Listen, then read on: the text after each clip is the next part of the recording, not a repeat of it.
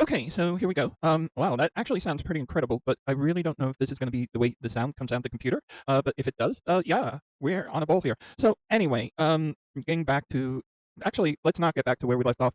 So I've actually found a copy of the Spacemate K3, the RISC-V workstation processor like thing. Yeah. So okay, let me explain. So Milkfee, Banana Pie, and a lot of these people have been failing as of to bring this to market. There's been promised deadlines. I think I've seemed to find one supplier who may produce it to market.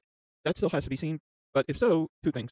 One, geez, if you thought like the chip shortage, CPUs, GPUs, like memory, like NVMe's and all this stuff was affecting the consoles, computers, etc., cell phones. Yeah, we're gonna get jacked up prices here, for real.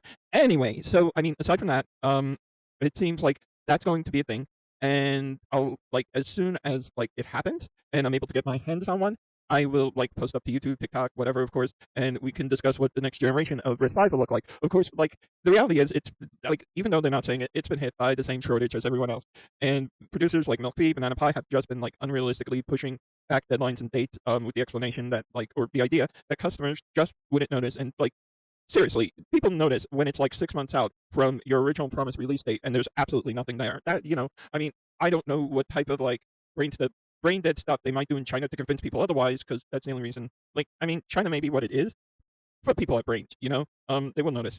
So, yeah, it's gonna we'll see, like, in the next few weeks, a board may hit the market. We'll get our first looks at the RISC-V. I'll put at the SEA 23 standard RISC-Vs, the next generation. Because a lot of the specs are, like, off the charts that are being reported, so I'll post videos here I'll post videos everywhere, YouTube, TikTok, Facebook, wherever I can get on, and we'll have that, and that should be an interesting thing because right now with the whole market belonging to x86 and ARM, a new contender definitely needs to step up to juice things up, and I think RISC-V obviously would be the contender. ARM and RISC-V are both RISC-based architectures, some of the times carrying completely compatible technologies, other times it's way off. More than likely, these days, it's way off. But they can share a lot of code, and for that reason, things like Steam, Vex, Proton for ARM have been ported to some degree of success to RISC-V. So this gives us a third hardware option. And for those people who are like, I don't need this, you actually do. There's been a stagnant PC market for like decades now since Windows shut down the competition of things like Unix workstations and the like. And that completely shattered like the whole market and put under one monopoly of x86 PCs, or duopoly if you want to say AMD and Intel. But really, it's monopoly because it benefited one company in particular, that was Microsoft, and made it like a big behemoth that it is. So yeah, a third option here would definitely shake up the market because as we talk, Microsoft is attempting to do the same game it did with x86 on ARM on the all the new ARM laptops, which basically is hindering the ability of Linux to go on these things, which is ironic because like it was substantially more of a hurdle to get into Mac, but now that we're there, the like developments are far more progressive and they happen more quickly. Now Asahi has had taken its hits because obviously, a couple of key developers left, but still, it's progressing nicely. And I think as long as there are enough developers that can breathe life into it, Asahi will live on. Um, I mean, even if it has to break off from Linux to some degree, because that's an option, I would think. Yeah. So I mean, aside from that, I think the like reality of having a RISC-V board out there that's far more capable of AI, but also far more capable of things like gaming, and that would be a huge stepping stone in like making tech more liberated. And I think at this point in history, when even they're trying to limit the development and dissemination of operating systems via all these age verification laws, I think that is absolutely paramount step. And I think if you use Linux and you use on the daily and you don't realize this, you really have your head out of reality. This is just like a very big potential roadblock to a lot of people, and especially a lot of developers. Um, I think ultimately the sense of it will be sorted by the courts who will realize like, yeah, no, this can't happen. At least with Linux. But I think until then, it's like an astronomical like soaring outside, and there's no other way to put it. Okay, aside from that, I've been having some fun. Loaded Bazite on an ROG Ally. That ended up nicely. I was pleasantly surprised. Now a lot of people tell you got to go with the ROG Ally X with the Z1 Extreme, and it's like, yeah, you could go with that, but I would like say if you upgrade the NVMe in the ROG Ally, the regular one with the regular Z1, it actually performs reasonably well. I'm not saying it's stellar by any means necessary, but if I compare this as a Game Boy for like my main PC, which is like a beast with 96 gigabytes of RAM, 8 terabyte, a 4 terabyte, an 8 terabyte with three 4 terabyte like drives. There's no comparison. Like that's a beast. But this is akin to a Game Boy for that. So that ROG Ally is a Game Boy to my Extreme AMD 32. Wait, I have to check the cores and threads on that. I know it's massive, but and it's funny because the way it's set up, it runs beautiful. And the eGPU that's attached to it, like now I can't remember.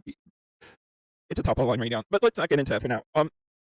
So yeah, research. So one of the things I did is research recently. was to go ahead and take a look at an activation lock M series Mac, because there's a lot of those on the market for extremely cheap, and I was curious as to the whole thing.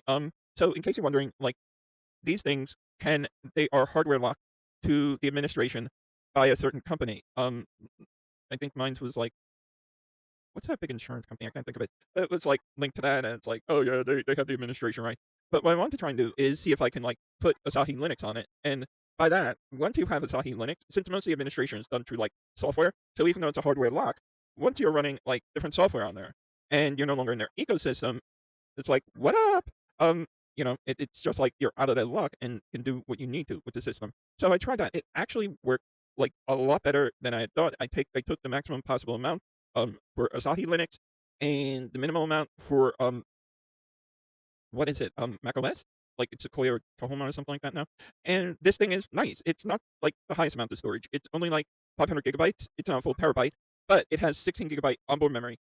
And I'm not even going to mention the price because I know as soon as I do, everybody will run to eBay to see if they can get the same model. And the only way you get this is if you actually hunt for it. You're not going to get this like on the spot. And plus, once people hear the price on my audio, they'll raise it far beyond that. And so I'm just not going to mention a price because I don't want to like give a benchmark for like scalpers who are going to scalp at way over what it's worth. And you're welcome for that. Because even if you don't get as cheap as I did, a lot of things these Macs sell for substantially cheaper because they put them up as 4 parts. And as 4 parts, anyone looking would think, oh, but in actuality, it's not. The first step, of course, is completely wiping the Mac because the original user and password is gonna like let you in. You're not gonna know it.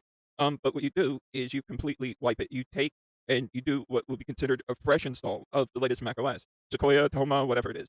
Then once you do that, you'll set up with your username. When you boot it up and go through the setup process, it will tell you it's activation locked to this like company, and they're the ones that technically own your hardware, and they have the only administrative privileges. But this happens all in Mac OS. So even though it's a hardware lock, it's a hardware lock for the operating system, which is where this becomes important.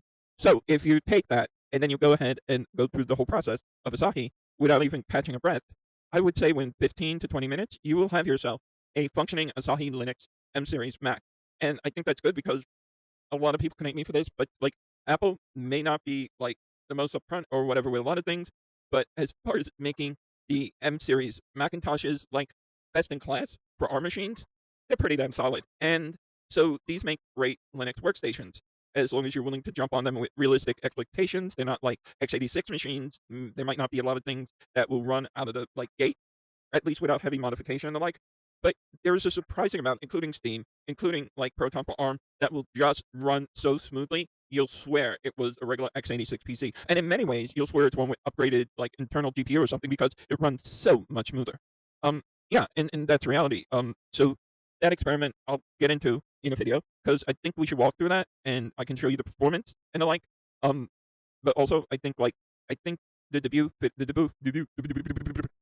video that I really want to do will be the RISC 5 machine, so we can get a gauge of how far this has come, how far the technology is, and we'll get something that can run these like earth-shattering benchmarks.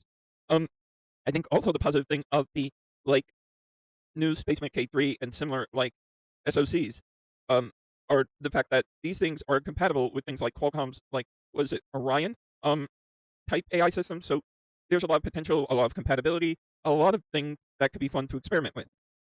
Okay, and I mean we've already talked to death about the media, but Dark Maul just ended, and I think it ended on a stupendous note. Now a lot of people are going mad at the action sequences, the fight, and I'm just like, there's a whole human side, a whole development to it that's going on, and I think they did a lot of things right with it, and I'm looking forward to seeing the potential like resolutions and like conclusions of these things and how they go from there. Um, I guess that's about it for now. I hope everyone's doing well. I hope you're all like having a good night, day, afternoon, whatever it is. And I wish you well. You're loved, valued, and appreciated. And I will see you on the flip side. Yeah, baby.